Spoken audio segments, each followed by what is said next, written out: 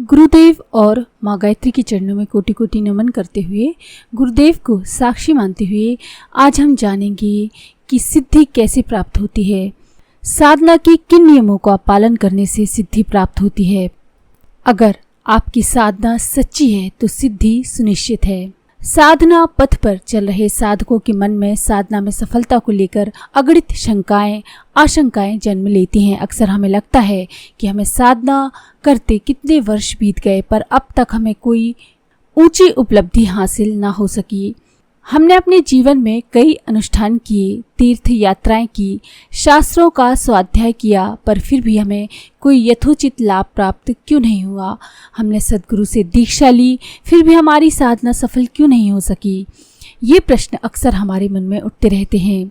इसी उधेड़-बुन में, दुविधा में और द्वंद्व में कई लोग साधना से ही मुंह मोड़ लेते हैं, बीच में ही साधना पथ का परित्याग कर देते हैं। सच तो ये है कि साधना यदि सचमुच सही दिशा में हो और साधना से जुड़े नियम, अनुशासन एवं संयम आदि का पालन किया जाए तो साधना में सफलता ना मिलने की दूर दूर तक कोई संभावना ही नहीं है। साधना में सफलता 100% सुनिश्चित है, पर समस्या तब आती है जब हम साधना को, अध्यात्म को कर्मकांडीय क्रिया भर मान लेते हैं, कर्म कांड मानकर उसे किसी भी तरह पूरा कर देते हैं।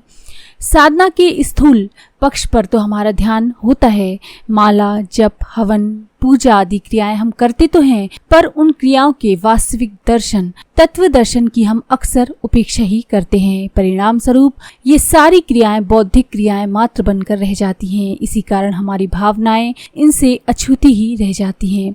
हमारी भावनाएं परिष्कृत नहीं हो पाती और हमारी आत्मा आह्लादित नहीं हो पाती। हमें अपने अंतस में आत्मा के रूप में विराजमान परमात्मा की अनुभूति नहीं हो पाती। उनका कृपा प्रसाद हमें नहीं मिल पाता।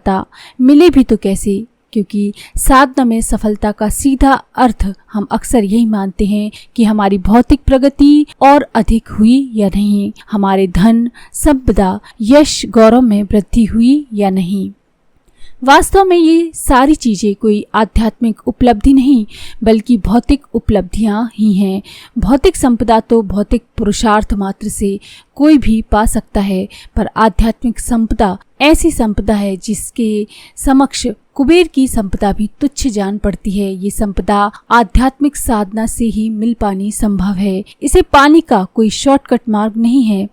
जैसे कोई बीज जमीन में जाकर अपना संपूर्ण समर्पण कर देता है, तभी वह बीज से विशाल वृक्ष बन पाता है, गगनचुंबी वृक्ष बनकर खड़ा हो पाता है। वैसे ही साधक को साधना की भूमि में उतरकर, साधना की गहराई में उतरकर अपनी वर्तमान मनोभूमि को मिटाना होता है, संपूर्ण समर्पण करना होता है। तभी उसके अंदर एक नए मनुष्य का जन्म होता है। उसका आमूल चूल रूपांतरण होकर उसी के अंदर से एक नया देव मानव प्रकट होता है। उसकी पूर्व की आदतें, मान्यताएं, उसकी इच्छाएं, कामनाएं, वासनाएं, ये सभी मर जाते हैं, मिट जाते हैं। तब वह स्वयं को सोहम शिवोहम सच्चिदानंदोहम कहने लगता है। तभी उसकी जीवन दृष्टि बड़ी व्यापक हो जाती है। वह सबको स्वयं में और स्वयं को सब में देखने लगता है। तब उसके हृदय में जो परम आनंद की अनुभूति होती है उसे बताया ही नहीं जा सकता। इस प्रकार हम देखते हैं कि यदि साधना सचमुच सच्ची हो तो साधना से सिद्धि अवश्य मिलती है। शास्त्रों में वर्णित साधना से सिद्धि के लक्षण साधक के जीवन में सचमुच अभिव्यक्त होने लगते हैं।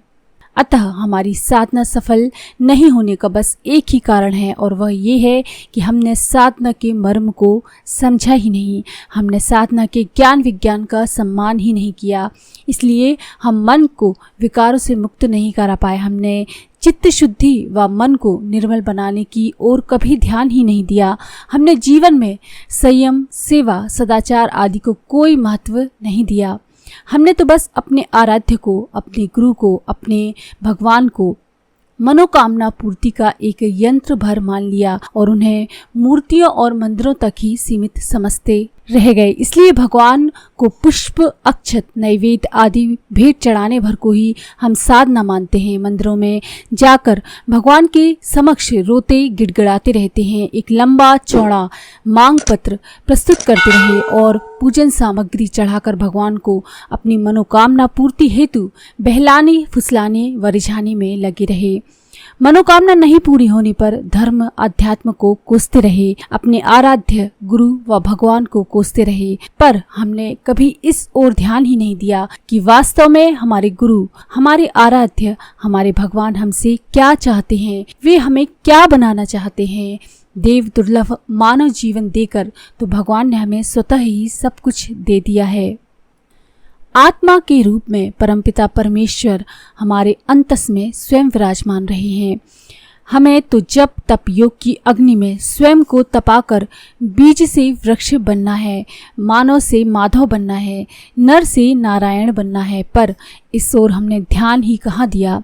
हम भूल गए कि वस्तुतः हमें तो अपने समस्त विकारों से मुक्त होना भर है। हमें तो साधना में रहकर अपनी इच्छाओं से, वासनाओं से मुक्त होना है, अपने चित्त को, मन को निर्मल, परिष्कृत व पावन बनाना है। हमने भगवान का जलाभिषेक तो किया, पर क्या हमने अपने चित्त का जलाभिषेक किया? भगवान पर हमने खूब पुष्प चढ़ाए, पर क्या हमारे चरित्र में भी फूलों की महक आई? हमने भगवान के समक्ष खूब नैवेद्य व शहद चढ़ाए, ये अच्छी बात है, पर क्या हमारे व्यवहार में मधुरता आई? हमने भगवान के ऊपर खूब भस्म लेपन किए, पर क्या हम कभी ये विचार कर पाए कि हमारा शरीर भी एक दिन भस्मीभूत होने वाला है और हमें इस देव दुर्लभ तन में रहते हुए अपने जीवन के परम लक्ष्य को प्राप्त कर लेना है।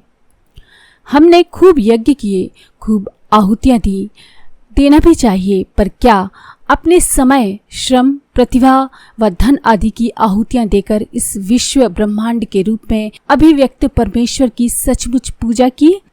क्या पर सेवा, परोपकार की प्रवृत्ति हम में जागृत हो सकी? जिस आराध्य को, भगवान को हम मंदिरों में निहारते हैं, उस भगवान को क्या हम दीन दुखियों में, अपनों में, परायों में, यत्र तत्र सर्वत्र ही निहार पाए? क्या उन सब में हमें अपने आराध्य की छवि दिखने लगी? क्या दूसरों के दुख से हमारा मन द्रवित होने लगा? क्या उनकी सेवा को मन बेचैन होने लगा?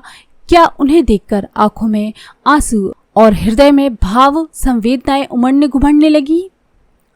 हमने स्तुति व आरती के माध्यम से भगवान के दिव्य गुणों को खूब गाया, पर क्या हम उन गुणों को अपने जीवन में भी उतार पाए? क्या हम कर्म करते समय ये याद रख पाए कि ईश्वर सर्वत्र है, सर्वज्ञ है, सर्वशक्तिशाली है, पर सर्वज्ञ सर्वव्यापी ईश्वर हमारे हर कर्म को देख रहा है और हमें अपने कर्मों का फल ही मिलने वाला है, क्योंकि ईश्वर न्यायकारी है, वह किसी के साथ पक्षपात नहीं कर सकता। इसीलिए युग ऋषि परम पूज्य गुरुदेव पंडित श्री राम शर्मा आचार्य ने साधकों के लिए एक 18 सूत्रीय संविधान सृजित किया, जिसके प्रथम सूत्र में ही उन्होंने उपदेश किया, हम ईश्वर को सर्वव्यापी न्यायकारी मानकर उसके अनुशासन को अपने जीवन में उतारेंगे। साधना का अर्थ याचना या कामना नहीं, वरन ईश्वरीय अनुशासन को जीतना है, उस पर जीवन भर चलना है। जिस प्रकार एक गुरु को सभी प्रकार से अनुशासित शिष्य सबसे प्रिय होता है, उसी प्रकार भगवान शिव रामचरितमानस में कहते हैं, सोई सेवक प्रियतम मम सोई, मम अनुशासन माने जोई। अर्थात भगवान शिव कहते हैं कि वही हमारा सेवक है, वही हमारे लिए अधिक प्रिय है, जो हमारे द्वारा बताए रास्ते पर चलता है, हमारा अनुशासन मानता है। भगवान राम भी रामचरितमानस में यही कहते हैं, निर्मल मंजन सो मोहि पावा, मोहि कपट छल छिद्र ना भावा। जिसका मन निर्मल है वही मुझे प्रिय है, मुझे कपटी छली व्यक्ति प्रिय नहीं। अतः अपने मन मंदिर में भगवान को बसाने के लिए व उनकी कृपा पाने के लिए मन का निर्मल होना आवश्यक है, ईश्वर के अनुशासन को मानना आवश्यक है, अपने अंतस का आमूल चूल रूपांतरण आवश्यक है। सचमुच समस्त साधनाओं का, पूजा पद्धतियों का सार भी यही है। यदि हम ऐसा कर सके तो हमारी साधना सचमुच ही फलदायक होगी और हमारी साधना में सिद्धि हमको अवश्य ही प्राप्त होगी। तो ये है अखंड ज्योति में प्रकाशित हुए लेख का आपके लिए वर्णन। तो अगर आपको ये जानकारी पसंद आई हो तो प्लीज़ लाइक करें, शेयर करें, सब्सक्राइब करें मंत्र सिद्धि चैनल।